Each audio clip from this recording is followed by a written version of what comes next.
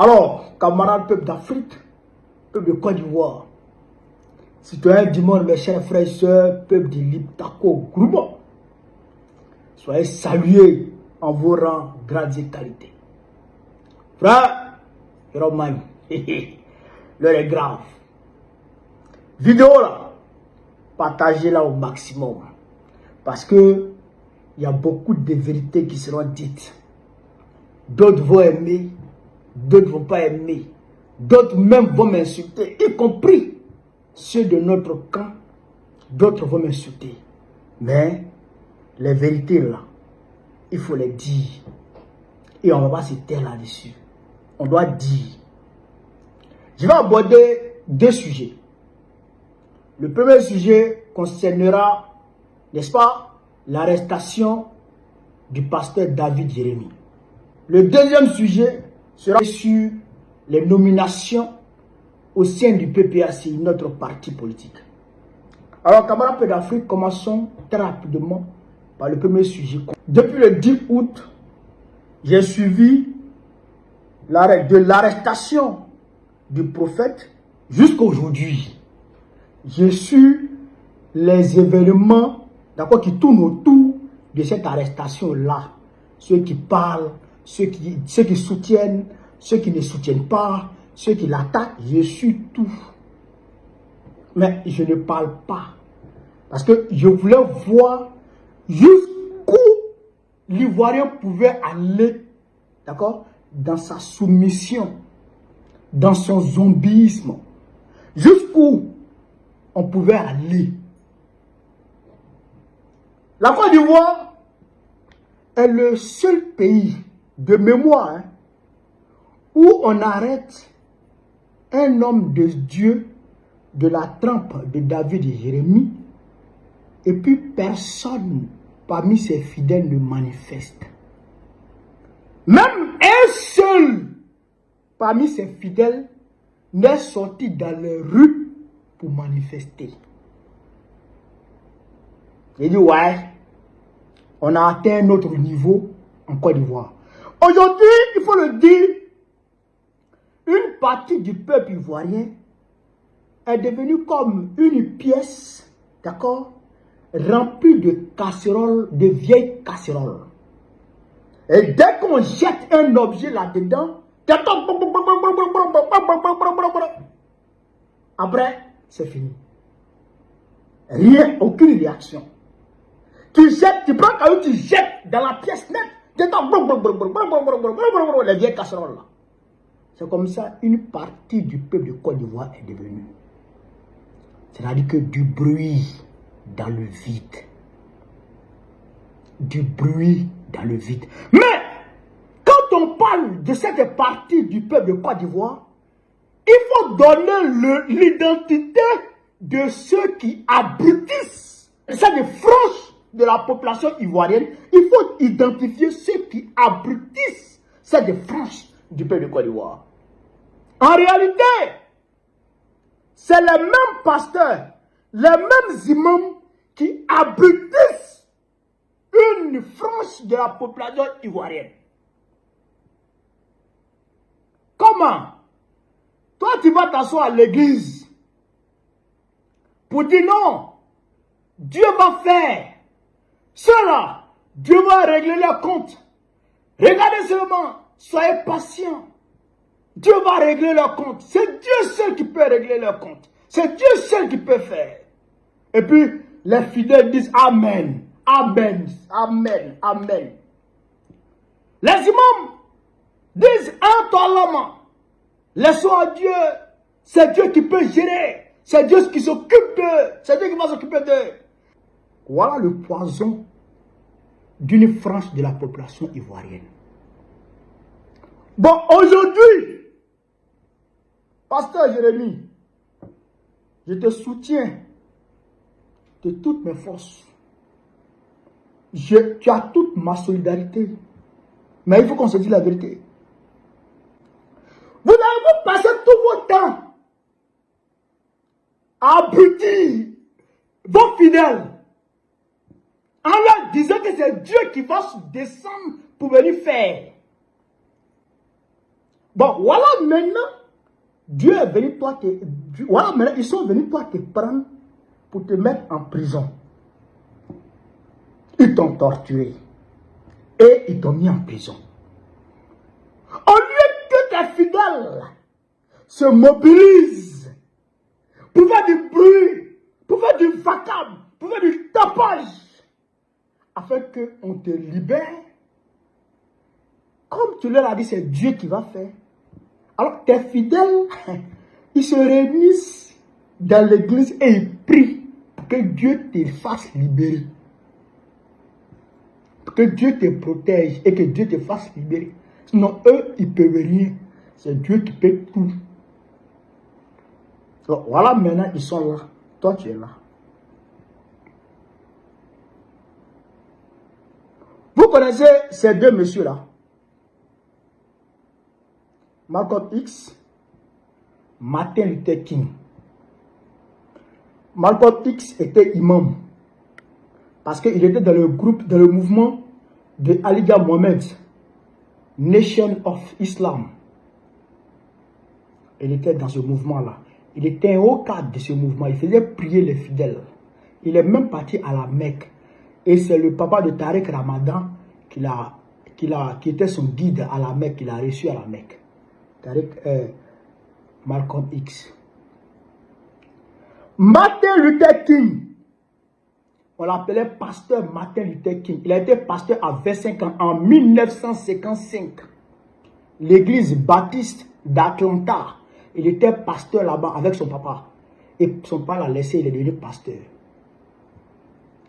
Quand Rosa Parks a refusé de céder la place dans le bus à la femme blanche, elle a refusé de se lever pour céder la place aux blancs dans le bus. C'est-à-dire que la ségrégation était institutionnalisée. C'était des lois qui étaient votées dans beaucoup d'États américains. Et que dans ces États-là, quand blanc rentre dans le bus et qu'il n'y a pas de place, toi le noir, tu dois te lever, tu vas au fond et tu laisses la place aux blancs. Vous comprenez? Quand Rosa Parks a refusé et que Rosa Parks a été arrêtée, c'est Martin Luther King avec son mouvement américain des droits civiques. C'est lui, Martin Luther King, qui a mobilisé ses camarades. Et ils ont boycotté les bus aux États-Unis. Vous comprenez ça? Ils ont boycotté les bus.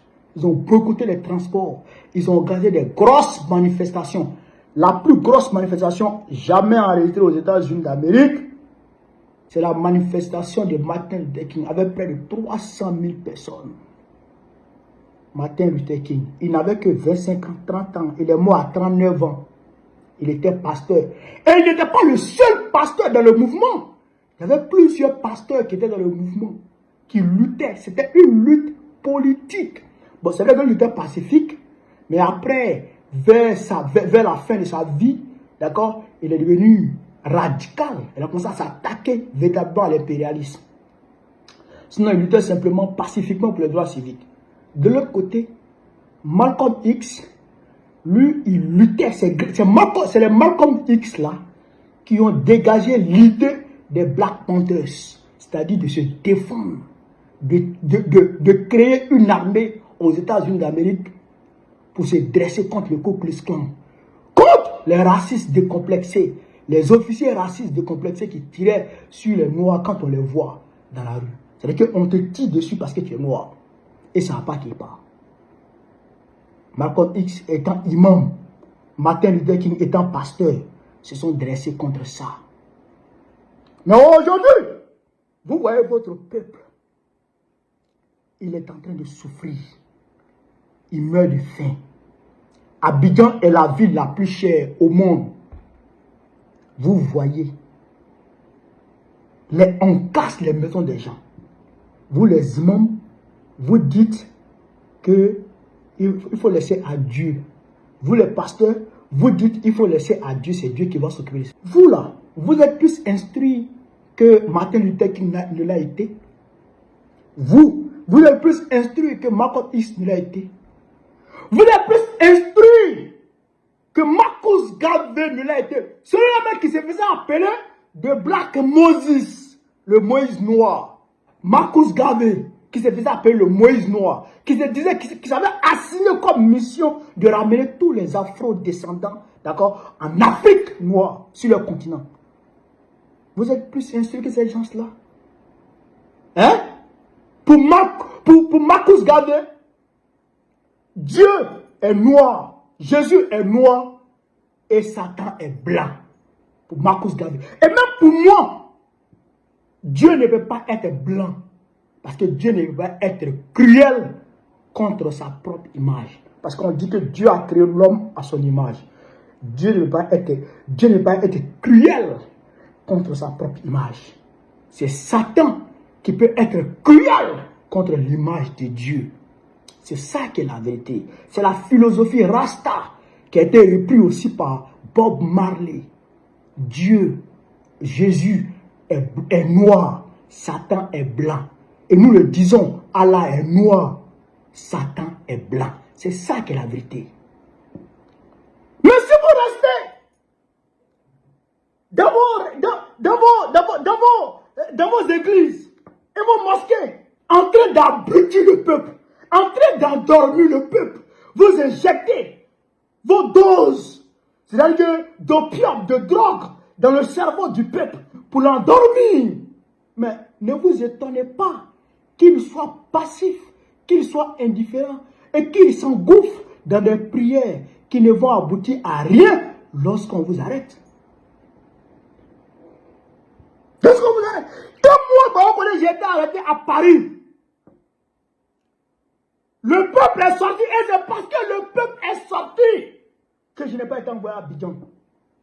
Je remercie mes avocats, je remercie toutes les autorités qui m'ont aidé, mais si ce n'était pas le peuple, voilà, et puis les Bogoulés n'auraient plus parler. C'est parce que le peuple africain s'est mobilisé que je suis sorti. Quand Babou était arrêté, il était envoyé à eux, c'est parce que le peuple s'est mobilisé qu'il est sorti. Sinon, on allait l'oublier. Vous comprenez? Arrêtez d'abrutir le peuple. Arrêtez de dire c'est Dieu qui va faire. Ce n'est pas Dieu qui va faire. C'est le peuple lui-même qui va se lever et Dieu va l'aider. C'est le peuple lui-même qui va se lever et Dieu va l'accompagner. Arrêtez ça. Donc là, je voudrais apporter toute ma compassion envers le prophète. Moi, je te soutiens. Moi, je t'apprécie beaucoup.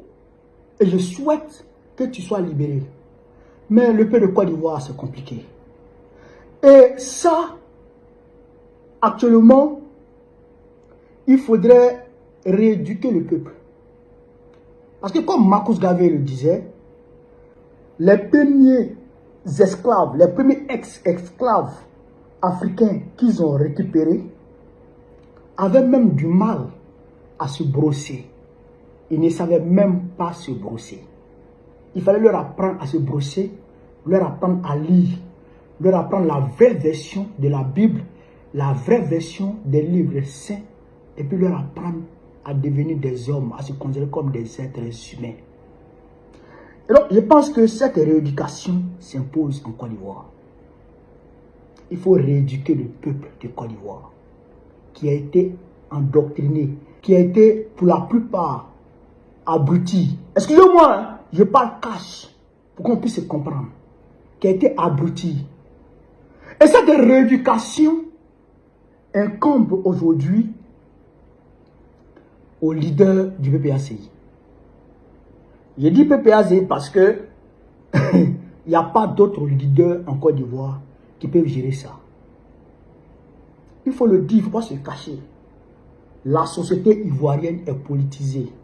Deux pôles, les dictateurs, les France-Africains, les suppôts, d'accord, de l'impérialisme et les souverainistes, les nationalistes et les panafricanistes, c'est-à-dire Ouattara et Gbagbo. Il y a deux, il n'y a pas trois. Ceux qui se mettent au milieu pour dire on n'est ni avec l'autre, ni avec celui-là, sont avec Draman, sont avec les dictateurs, c'est-à-dire la France-Afrique. Donc aujourd'hui, moi je parle du PPACI. Le président Laurent Gbagbo a fait ses nominations. Il a nommé 5 présidents délégués qui pour moi représentent les 5 membres permanents du Conseil de sécurité des Nations Unies. Ce sont eux qui ont la lourde charge de rééduquer le peuple de Côte d'Ivoire, lui redonner confiance et le mettre en ordre de bataille contre la dictature, contre la France-Afrique. Il s'agit du camarade président délégué Assoa Adou, du camarade président délégué Ibe Oulaï, du camarade président délégué Emmanuel Aka, du camarade président délégué Katinan Kone et du camarade président délégué Dano Djidje. Ce sont eux qui sont chargés, d'accord, de redonner de l'espoir au peuple de Côte d'Ivoire, de mettre le peuple de Côte d'Ivoire en ordre de bataille pour qu'il puisse se battre, pour qu'il puisse redevenir un peuple, c'est-à-dire que digne de ce nom, qui ne reste pas dans sa posture de masse zombifiée. Ça, c'est une réalité. Donc, c'est à eux de faire le travail. Le président Laurent Gbagbo, là, il a lutté. Il a fait ce qu'il avait à faire. Aujourd'hui, que tu le veuilles ou non, Gbagbo, là, c'est un leader incontesté et incontestable. Gbagbo, c'est un monument, une icône. Tout le monde dit, partout à travers le monde entier, Gbagbo est un panafricaniste, un nationaliste fait. Gbagbo, il n'a pas acquis ce statut-là étant cantonné sous des toits, étant couché dans les bureaux climatisés du siège du parti. Non. Gbagbo, il a fait l'exil. Gbagbo, il a fait la prison. Gbagbo, il a frôlé la mort étant sur le terrain. Gbagbo, il a initié des manifestations. Il a lancé des mots d'ordre. Et il est allé sur le terrain avec ses camarades, avec la jeunesse, avec le peuple de Côte d'Ivoire. Il a porté le peuple de Côte d'Ivoire sur le dos face au grand Houphouët-Boigny. Face au grand Houphouët-Boigny. Et ce n'était pas parce qu'il voulait que son nom soit inscrit sur la liste électorale, ou ceci ou cela, ou bien il voulait être forcément candidat. Non. Gbagbo s'est battu très souvent pour la justice sociale. Le 18 février 1992, Laurent Gbagbo a failli être tué. Pas parce qu'il luttait pour qu'on organise des élections. Non.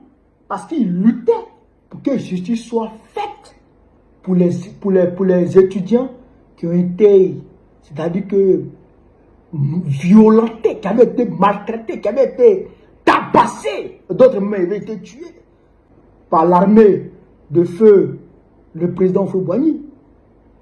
Gbagbo s'est levé pour ça. Donc aujourd'hui, nous on vous regarde, vous les 5, nous on vous regarde. Et nous sommes à votre entière disposition.